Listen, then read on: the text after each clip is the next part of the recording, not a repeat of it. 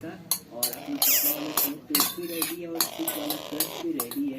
अब चलो कढ़ाई टिकाते हैं और मैं इसमें डाल रहा हूँ सरसों का तेल। सरसों का तेल जैसे गर्म होता है ना तब हम लोग पनीर डालेंगे। कि मैंने 200 ग्राम पनीर लिया, छोटे छोटे पीसेस में काट लिया।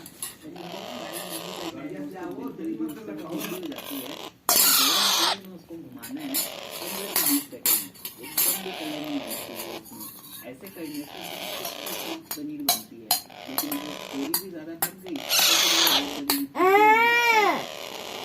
अभी आप देख सकते हैं मैंने निकाल दी सारी पनीर को। और ये तेल में अब हम लोग सब्जी बनाएंगे तो मैंने लिया आधा चम्मच जीरा। जीरा के साथ ही में हम लोग इसमें डाल देंगे लहसुन। ये 12 कलियां लहसुन की। और अब हम लोग इसको पकाएंगे, 1 मिनट के आसपास पकाना पड़ेगा। लाइट कलर चाहिए हमें, कच्चा नहीं रहना चाहिए। लहसुन डालने में स्मेल आती है तो वो कच्चा कलर नहीं चाहिए और पका पका के ब्राउन भी नहीं करना है। 1 मिनट इसके अभी आप देख सकते हैं एकदम सही लग रहा है ये। और प्याज डाल रहा हूँ मैं, ये 1 प्याज है मीडियम साइज का। और अब इसको पकाना 2 से 3 मिनट तक बढ़िया से पकाना इसको। तो फटाफट पक जाए उसके लिए मैंने नमक डाल दिया और 2 मिनट तक और पकाऊंगा। बिल्कुल ये वाला टेक्सचर चाहिए मेरे को प्याज में। और अब इसमें मसाले डालेंगे। आधे चम्मच ये लाल मिर्च पाउडर है।